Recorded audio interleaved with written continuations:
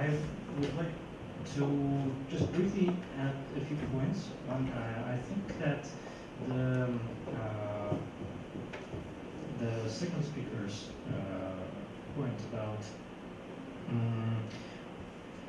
one of the goals that Russian propaganda may, or general propaganda and Russian propaganda, the one that we discussed today, may have is like subversion of the whole picture of information picture, right? The picture of the news, picture of the day, and undermine trust to the media and to various question authorities and question different concepts that seem to be foundational in many respects, like humanistic points of view. So there is no democracy really, right? Like nowhere, or there is no justice really, not in the U.S. So why are you asking us about some problems in our judiciary and so on and so forth? But there are two things that I find personally find curious about the Russian propaganda, how it works, and what kind of instrumentarium it exploits, it utilizes. One is,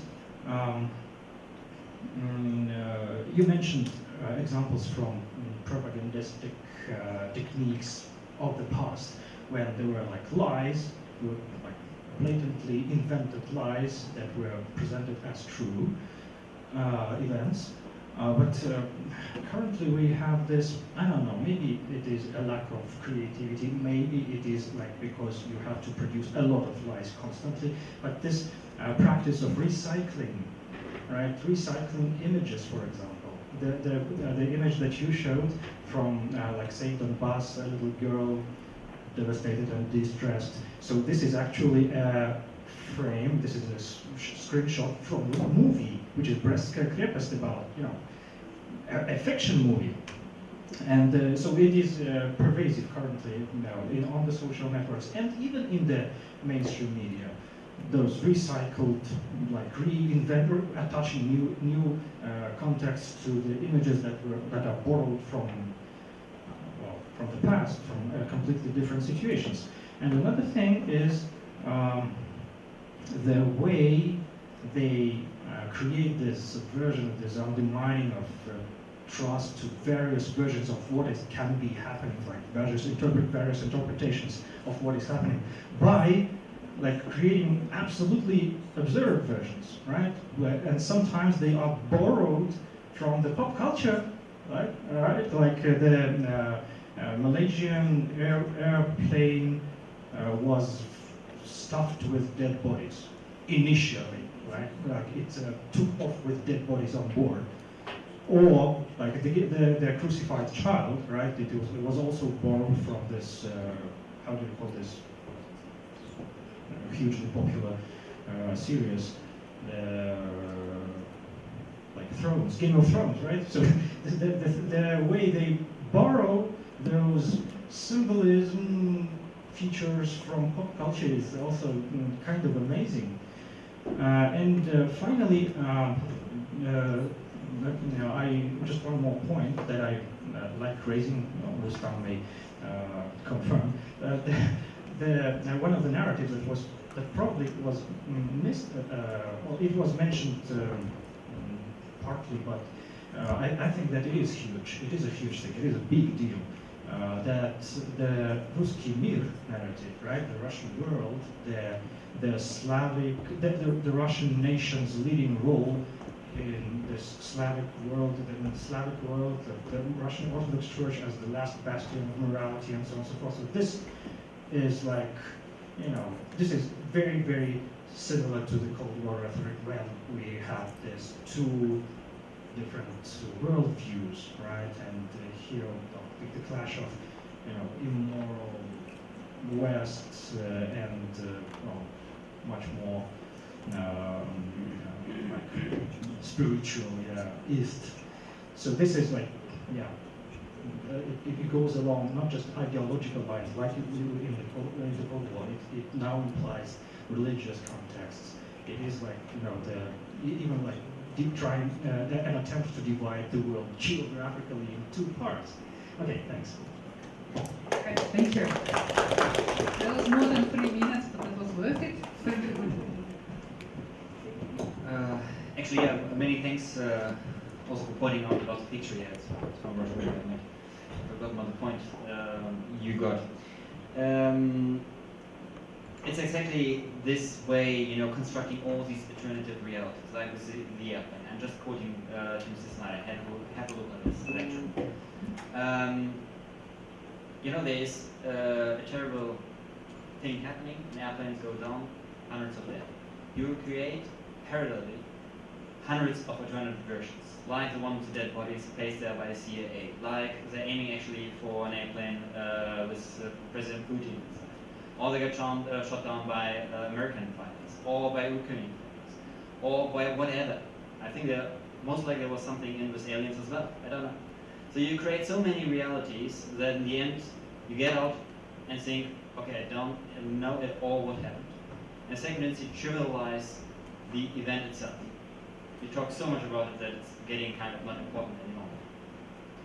And this is exactly how they create a kind of momentum where you think, okay, well, okay, I don't get the information from media, and media is only telling lies. You don't have to be clever and smart. You can use all the same pictures, frames, whatever. You just have to put enough stuff out so that people keep being confused. That's all they need to do, basically. And something different that they used in earlier times, where they really constructed, also in the Gulf War, a thing with children torn out of the incubator. It was a huge effort. So people cast or get in from Kuwait, telling the story in a talk show, giving footage to it, giving credibility to it. A tremendous work just to create one story which brings people attention. It's just too much resources. If you put out constantly kind of nonsense, it's much more effective. We think a little bit about how the media is the message here. We might consider how when Leni Riefenstahl was making propaganda in the Nazi period, it took a great deal longer to make propaganda film in those days. Now we have the kind of propaganda, the kind of technology that allows us to disseminate propaganda much more quickly and in some ways much more casually than it happened 50 years ago or 70 years ago. So, and again, it brings us back to how the media allows us to do the same job in a different way than it was done before. So it brings back to the technology. One further point regarding this Ruski Mir. This is exactly what I refer to, homogenizing your own people. Like, forgetting about all the differences and that we have 100 of ethnicities, it's one Russian world, and creating this kind of a super nation.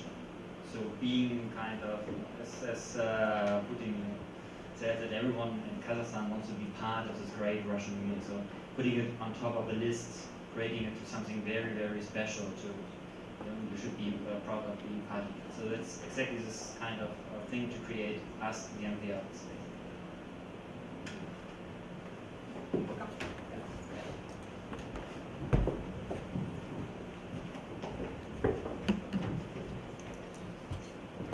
So it's more like a comment, but it's actually content on a question, more one for you, Mr. Peer. I always observe the Russian news as a European too, and I found a new tendency. That tendency lasts a couple of months maybe, and in news reports from Russian newspapers, such like Komsomolskaya Pravda or others, there is such interesting thing that the journalists start to use a word liberalists in a negative form. It's more like we all know what liberals is that people, it was founded by Jeremy Bentham and John Stuart Mill, that people that believe in more liberty.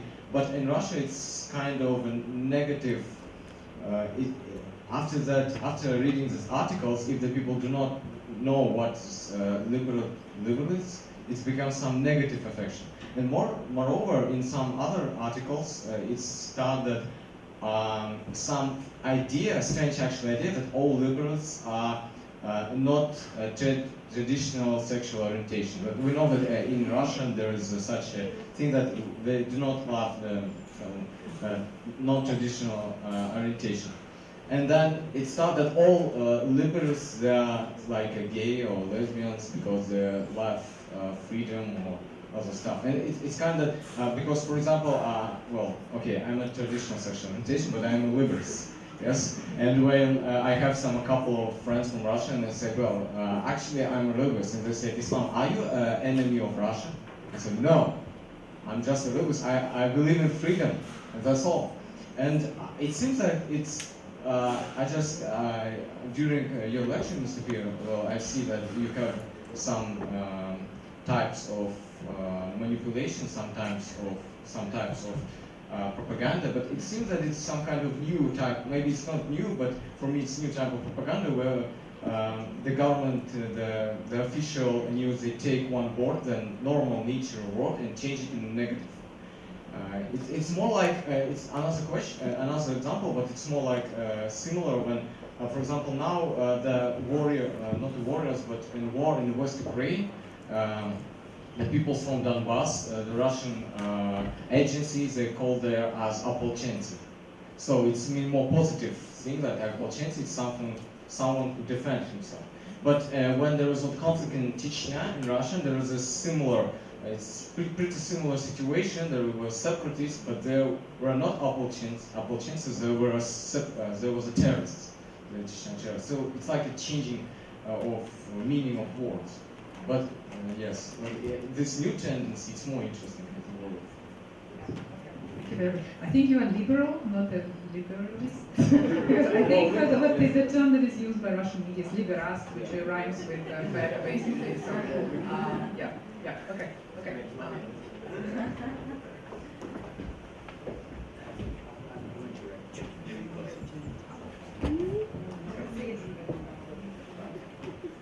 I have a very brief comment based on my observations.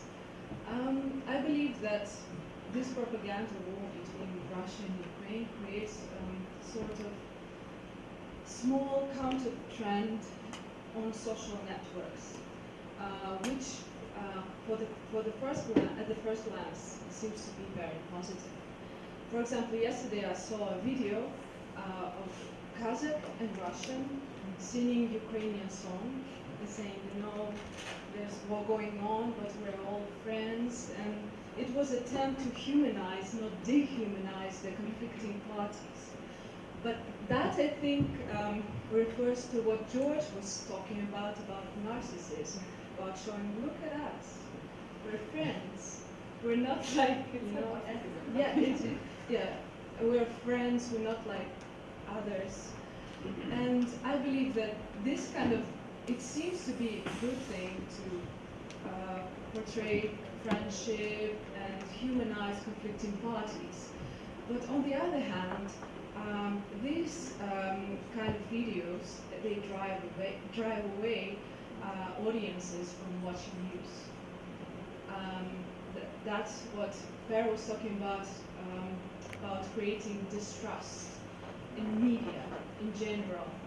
So I will quote a book I'm currently reading, which actually reflects, I think, the relationship of these people who are trying to do some positive stuff, but in the end, they end up they deprive people or make them not so eager to participate in social activity or political discussion. Well, this is the quote from Alain de Botton's book, current, recent one, which is called News. Before we despair at the calamities that apparently surround us on all sides, we should remember that the news is ultimately only one set of stories about what is happening out there, no more and no less.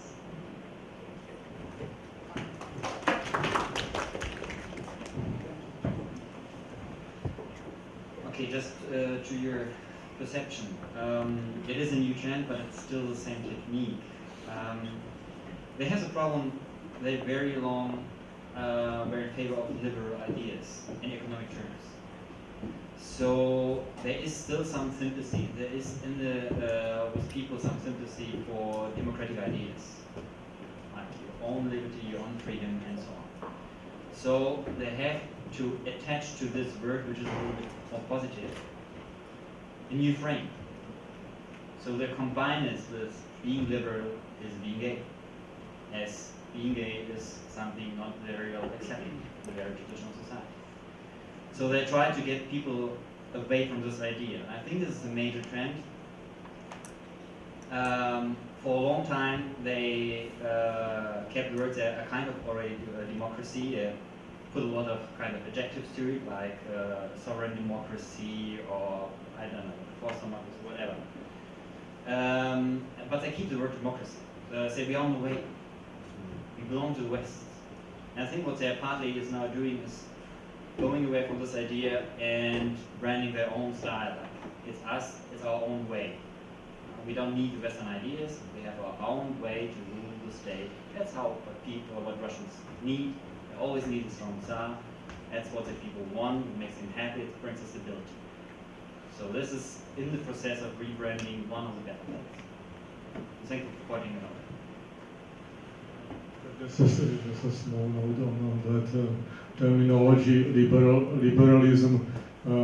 That negative connotation, well, it might be relatively easily understood in the context of the contemporary Russia.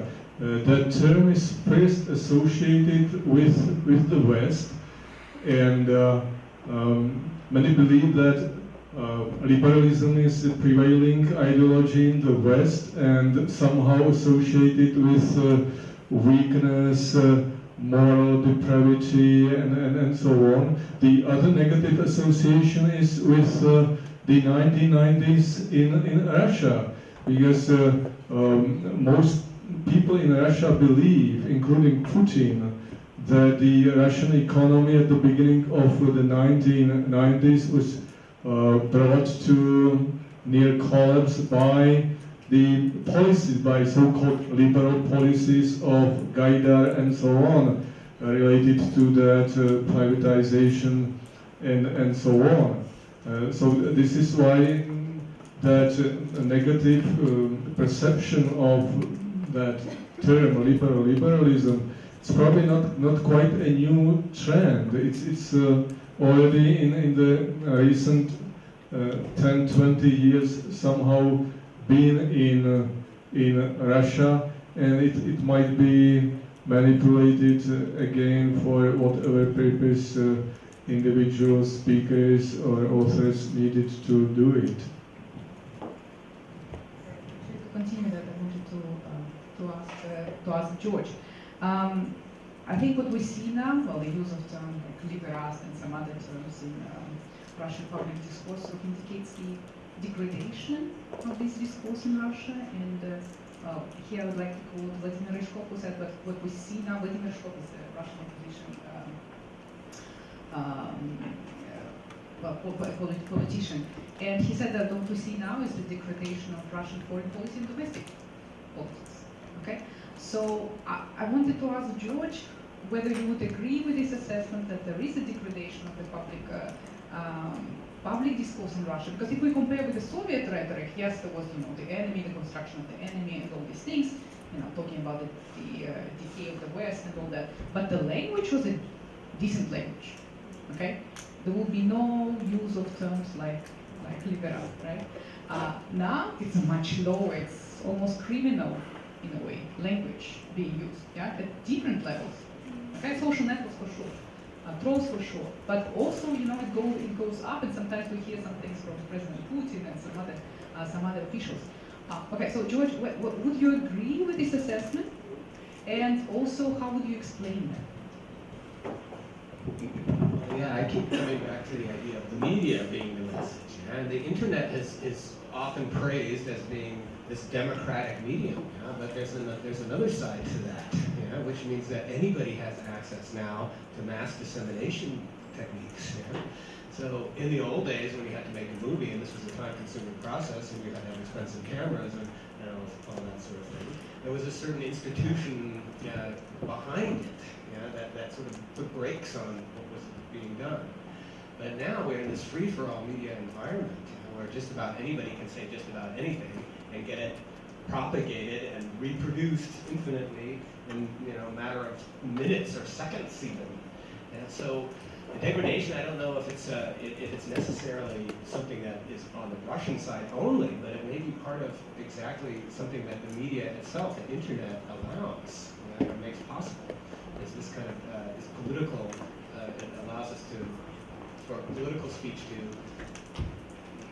to be taken a little bit, to be taken into the hands of people who don't really have responsible positions, and to disseminate things irresponsibly. I mean, one of the things that we teach our students in research courses is that they have to look at the internet very critically, because the internet is not necessarily mediated by anything, by any kind of responsible institutions. Anybody can do anything.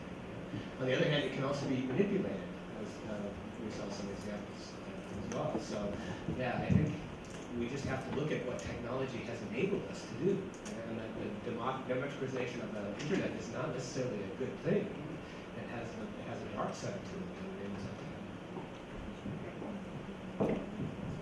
Thank you very much. But okay, yeah, first, then second, then Jar, and then we'll have to close the way. I've got a very simple question. What do we do then? Because we, the rest of the world. I mean, I read that now in America and in Europe they're thinking, actually they're probably already implementing about some counter-propaganda. This is not a solution. This is propaganda from US against propaganda from Russia. So what do we do? Okay, this is a good question to finish with. Let's take two more questions. Yeah. Thank you. Well, I'm only the first year student in international relations, so I don't think that my opinion is weight enough.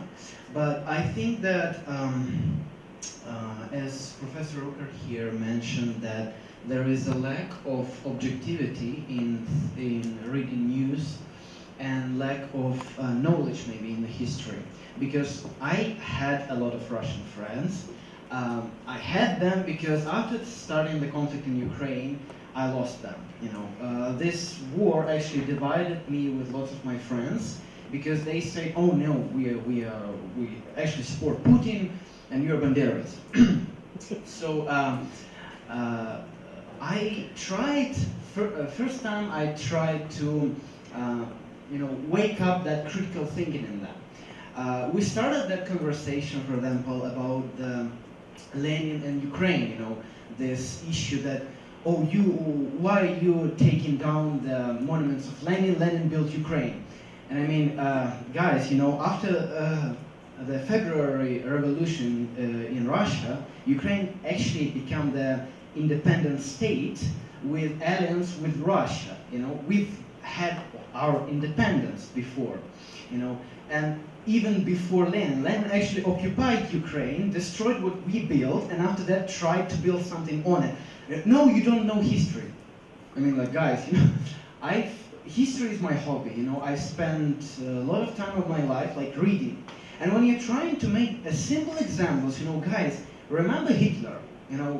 Hitler is the topic that people don't actually want to discuss. They remember it only about near the Victor's Day, but the other time they don't want to discuss that. And I tell that, compare the Hitler's idea about the unification of all Germans in the world, the annexation of Austria, for example, and compare the Putin's idea about the unification of Russians, denying that Russians are living in other country, actually independent and sovereign country. But no, we have to protect their interests. Guys, they're in other country. And when I'm asking the question, can you see these linking parts, these parallels? They say, no, you're telling lies, because actually Russian people are fighting Nazis. And I say, where Nazis? In Kiev. And my reaction was like, do you use this idea of saying that Nazis are in Kiev, that our lecturers today, they mentioned it a couple of times, that Russians actually use this idea of fascism in Ukraine, Nazism, Banderovцы eating Russian-speaking children, crucify them, and they use this probably to protect their own position. When you blaming them for Nazis' methods in the foreign policy, they can use this to protect themselves. No, we're not Nazis, we're actually fighting them. And maybe that's why they use this anti-Nazism and anti-fascism ideas. That's my question. What do you think? Can this be linked together? Gabriel said something along the lines. Okay, let's collect the third question. I'll be very brief. I don't have a question, I have comments to George. I have a comment to George. And by the way, even I had to unfriend some friends. George, there's a comment about the translation of your names into Russian, and many of them became kind of Tatar Muslim sounding, like Mufti and so on. Is it something, or what reflecting your being an American, the current thing? Because like many of them, even something like Soyuzad and so on, rhymes with Zad, and Mufti is definitely a Muslim name, Sadsky, and many others actually. Except King Kong, I found everybody else. I knew this was going to be a test. Sad means happy in Arabic, actually. So, yeah, but if you're Tatar, then you become like, I don't know, like Rachmaninoff. So I saw, except King Kong, all of them have some Muslim pronunciation, yes. Well, I thought personally that was going to be a test of my Sprachgefühl, as the Germans say, whether or not I could feel what effect this would actually You have hidden unconscious anti-Muslim. So now I'm afraid that my Sprachgefühl in Russian is not funny. Okay, do you have a question? Just a Very question. brief. We're over time. I have a sex question. George. Yeah. The things that we discussed briefly, this sexualization, this attaching sexual connotation to political terms, right? Negative connotation. This is interesting, and within a broader framework, probably, of the concept that is called biopolitics. Have you heard about biopolitics? The intensified use of physiology in political discourse, and you can trace it in appearance of Putin, sometimes bare naked, right, like half naked, topless, and we see it in anti-gay campaign. So like the state is not only trying to control private life, like sexual life of people, of its citizens, but it also propagates some narratives and how to say, symbolism of a perfect, masculine power that, this political leader becoming a sexual symbol for the nation. Well, so I just wanted to ask you, within the framework of your, this background in mythology and historic background, what can you say? How can you explain this? I have to say, I've heard that term liberalist before, but this is the first time I connected it to homosexualist. I didn't realize that there was a connection between those two before. So obviously there's a manipulation of language that's going on, and that's very strange looking. The suggestion that if somebody is a liberal, they must be a homosexual also. What we're doing is projecting a fantasy about the other person onto that person. And of course that fantasy is always flattering to ourselves and unflattering to the other person. So yeah, there's a certain element of psychology. Maybe I should mention just something on the side. Everybody who remembers the 90s knows the role that pornography played in creating the internet. I mean, let's face it, pornography created the internet, more or less. And that spirit is still there, that sort of force, you could say, that's still part of the internet's mentality. And I think that we see that expressed in a lot of the dehumanizing discourses and so on as well. So I don't know, I'm not a psychologist, I'm not an expert on that kind of thing, but yeah, I mean, it's there. And I think, for me, it keeps coming back to the media. This new medium that we have created that allows us to disseminate our ideas without any kind of control. So it's a superego that can control us. And it is a good question that Alexander posed. What are we supposed to do about it? Are we supposed to fight fire with fire? Or can we ignore it? Can it be ignored? That I don't know the answer to, but I think it's interesting. Yeah, it's toxic, but what are we going to do? To throw away our devices? Are you guys ready to do that? We didn't have these things 20 years ago. You want to get rid of them? Let's do it. No, I don't think so. So we're stuck with it. So we got to think, I think, rationally about it and with some common sense. Some common sense about what it means to be human. Because it's very easy for us to see our reflections in these mirrors, and to see what exactly we want to see and nothing else. And it really feeds it because it has this imaginative, reproductive, echoing ability to just keep going and going and going and going. And that's new. That wasn't there 20 years ago, or 30 years ago. So, yeah, it was the military who created internet. Because pornography. Or is that a conspiracy theory? Military looking for porn. Pornography is not to democratize it. Okay. If I may take on something serious. Well, I found Alessandro's point interesting, but I guess for discussing counter-propaganda we would need more time, but I still wonder what do you understand on the counter-propaganda? In fact, there might be two basic meanings. First meaning would be quite innocuous and quite understandable. If somebody is using propaganda against you, or whomever in fact, and you want to respond somehow to that propaganda, you got probably two options. I would definitely opt up for the first one, trying to debunk that propaganda. That means to show where that propaganda is distorting the truth and to show facts, right? That would be counter-propaganda of the first type. Then there might be counter-propaganda of the second type, so sort of mirror-like propaganda that you would in fact use the same means as your enemy is using, only you use it in your favor for your own interests, but that would be the same dirty thing as the other party is doing. Right?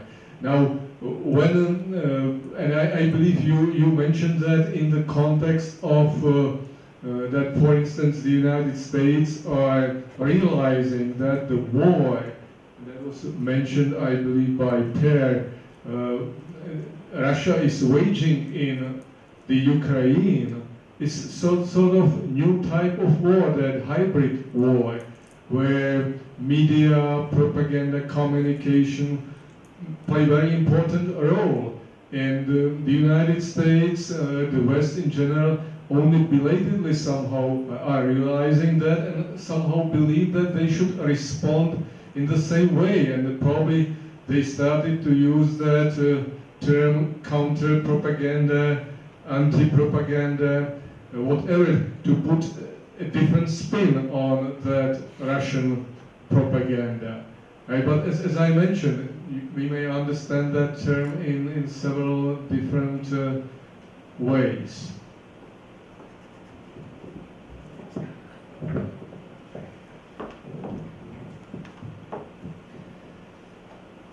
Thank you. Briefly on the thing with people protecting themselves by these things. This propaganda thing is meant to cut out reasoning. So it is purely emotional. And there's another element, which is that we are social beings, so we are afraid of being socially isolated. So even if a person thinks, okay, you might be right, by agreeing to it, by starting thinking about alternatives, he understands that he is isolating himself in his peer group, which is Russian-speaking. So he tries to not get confronted with this. It's cognitive dissonance. You don't want this information. What we can do? I don't think that counter-propaganda is a good thing as well. I can't imagine how it works, like www.putinlies.org. Yeah, most likely. So, no, I don't think this is a very good idea. The best idea I could think of is invest in journalism as a public service. We kind of lost this thing, so we still have public service broadcasters, but also they got this mechanism of being actually an organization who needs to make profit. So we kind of colonized this media system by market needs. What we now have to do is to get back to this idea of delivering a public service, so creating very strong public service broadcasters, finance them, give them money to be a pain in the ass for every government. So that's the idea, because it's the only way to protect us for any kind of persuasive communication, because then people start when they have the voice who's starting reasoning, who's counterbalancing, who's always looking at the other side, who's interested in getting the truth out and not the fanciest story. That's a protection for us, and I think this is a kind of a beam of hope or whatever to be more American for other countries as well. Thank you. I think the verb weaponized jokes. I think the phenomena we're living through now, the internet is only 20 years old, but what we're seeing is, for the first time, the internet is being weaponized. And I don't think we really see that before. But this weaponization of the internet, that's new. And we're trying to deal with we're trying to figure out how to deal with this phenomenon, which is likely to be with us for as long as the internet is with us. So I think that's what's new here, is that there's a medium, a new medium, 20 years old, and it has now been weaponized for the first time. So that's what we're working through. I don't know what the answer is. Thank you very much, because critical thinking, rational thinking will be the key, because just having the journalists who want to be a pain in the ass of the government might not be enough, because they might engage in their own conspiracy theories, as we see.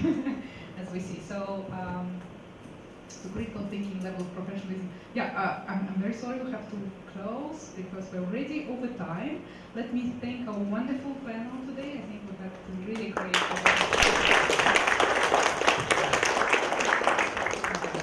Please come again.